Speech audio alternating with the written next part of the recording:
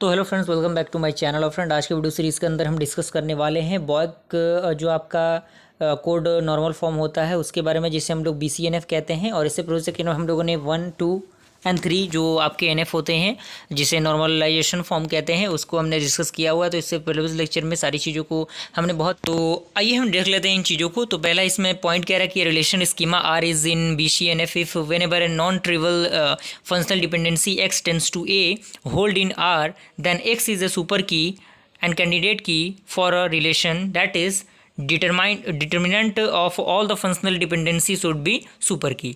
यानी मुझे पता है कि आपको ये स्टेटमेंट समझ में नहीं आ रहा होगा, तो इसको इतना टेंशन लेने की ज़रूरत नहीं है कि ये क्या है। बस लिखने के लिए ये चीज़ें बताई गई हैं ताकि आप चीज़ों को फंक्शनली भी समझ सकें। तो इसमें पहला पॉइंट शुरू होता है कि it is a simplex and stronger than 3NF।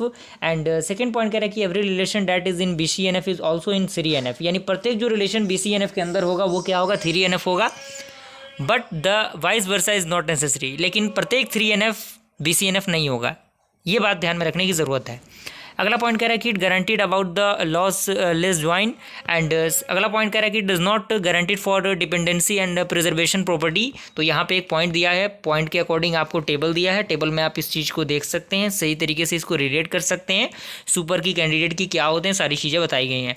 और इसमें जो भी टर्मिनोलॉजी यूज होगा 3NF जो आपका इस नॉर्मल फॉर्म के अंदर, वो सारे टर्मिनोलॉजी को हम डिस्कस कर लेंगे आज की वीडियो सीरीज़ के अंदर। और इसमें पहला आता है लॉसलेस ज्वाइंट डिकम्पोजिशन, जिसमें आपको पता होगा कि यूनियन हमें डिस्कस करना रहता है। तो यूनियन में कौन सी चीज़ें आएंगी, इंटरसेक्शन में क्या आएगा, ये चीज़ें क्लियर हो जाएंगी। उसके बाद आपका आता है डिपेंडेंसी प्रिजर्वेशन। तो उसके बारे में भी बताया गया है, क्या इसका प्रॉपर्टी होता है, क्या इसके प्रोसीजर्स होते हैं। बेसिकली सारी चीज़ें यूनियन और इंटरसेक्शन पे ही वर्क करता है। तो कहीं ना कहीं ये यूनियन इंटरसेक्शन आपके जो जूनियर क्लासेस में आपने पढ़े होंगे उनसे रिलेट कर रहा होगा ये सारी चीज़ें। तो यही एक फंडामेंटल हो जाता है कि आप जो पीछे चीज़ें पढ़ेंगे ना, उसका यूज़ यहाँ पे आपको एग्जैक्टली समझ में आता है कि हाँ, जो पीछे हमने चीज़ पढ़ी, पिछली जो चीज़ें हमने पढ़ी, जो भी हमने प्रीवियस क्लासेस में पढ़ी, उनका रोल कहाँ हमें देखने को मिल रहा है। तो ये सारी चीज़ें होती हैं।